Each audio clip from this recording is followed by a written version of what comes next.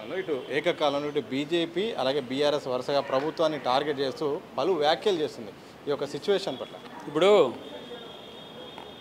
ముంబైలో పోయిన సంవత్సరం అయింది కదా, పోయినసారి అయింది కదా, మరి మీ ప్రభుత్వం ఎట్లా చేసింది? బీజేపీ ప్రభుత్వం ముంబైలో ఎట్లా చేసింది? ఈరోజు ఈ రాష్ట్ర ఖ్యాతి ప్రపంచం మొత్తము తెలియదు. మహారాష్ట్ర ఖ్యాతి మాత్రం తెలవాలి. మీరు సబర్మతి కట్టుకోవాలి, మంచిగా అందంగా ఆనందంగా ఉండాలి. మూసి కట్టుకోవద్దు మేము, లేకపోతే ఇప్పుడు ఢిల్లీని కూడా చేస్తామంటున్నారు కదా.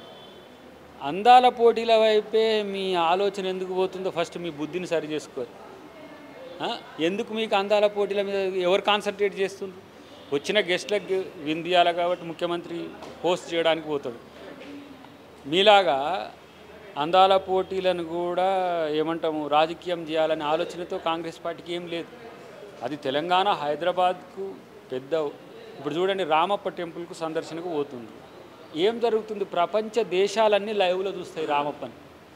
ఇట్లా చూడడం మీకు ఇష్టం లేదు. ఎప్పుడు ఆ మహారాష్ట్ర ముంబైని, లేకపోతే మీరు పాలించే గుజరాత్ను, ఇంకా మీరు పాలించే వివిధ రాష్ట్రాల్లో ఉండే సంస్కృతి సాంప్రదాయాలు ప్రపంచం తెలవాలి.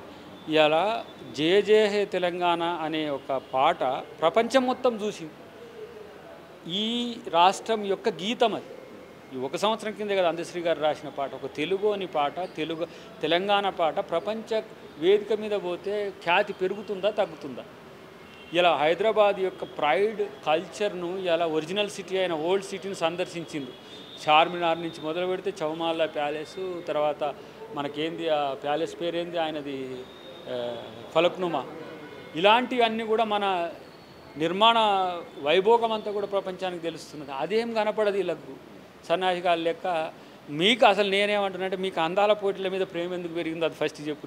మీకేమైనా ఆడికి పోవాలని ఉంటే పాసులు ఇస్తాం, పంపిస్తాం, పోరి. మీకు ఆడికి మమ్మల్ని పంపిస్తలేరని ఉంటే నా పాసే ఇస్తాను, నేనేం పోవట్లేదు.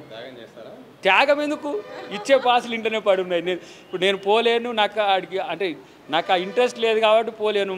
మా మంత్రి గారు పంపిస్తారు నాకు పాసులు. ఎవరికన్నా బాధ ఉంటే కేటీఆర్కి ఎవరికన్నా, లేకపోతే బండి సంజయ్కో, లేకపోతే కిషన్ రెడ్డికి, ఆయనకు కూడా మంత్రి కాబట్టి వస్తుంది. పోయి చూసి దాంట్లో ఏ సంస్కృతి ఉన్నదో, ఎలాంటి సంస్కృతిని కొత్తగా మారిన షెడ్యూల్లో ఉన్నదో చూసి నేర్చుకోండి. మీ ప్రభుత్వాలు కూడా నిర్వహించినాయి అట్లా. కాబట్టి ఊరికనే కాంగ్రెస్ ప్రభుత్వం మీద కామెంట్ చేయాలనేది కాదు. ఒక ఫీల్ ఏమున్నదంటే, మనకి ఏది ప్రయారిటీ అనే దగ్గర అందరూ అంటారు. మాకు రైతులే ప్రయారిటీ అవుతుంది, రైతుల మీద రివ్యూస్ జరుగుతున్నాయి, అవి చేస్తున్నాం, అవి చూడండి ఫస్ట్. కాబట్టి ఊరికే వాళ్ళ మనసంతా అందాల పోటీల మీద గుంజడం అనేది మాత్రం కొంచెం అనుమానాస్పదంగా ఉన్నది. లాస్ట్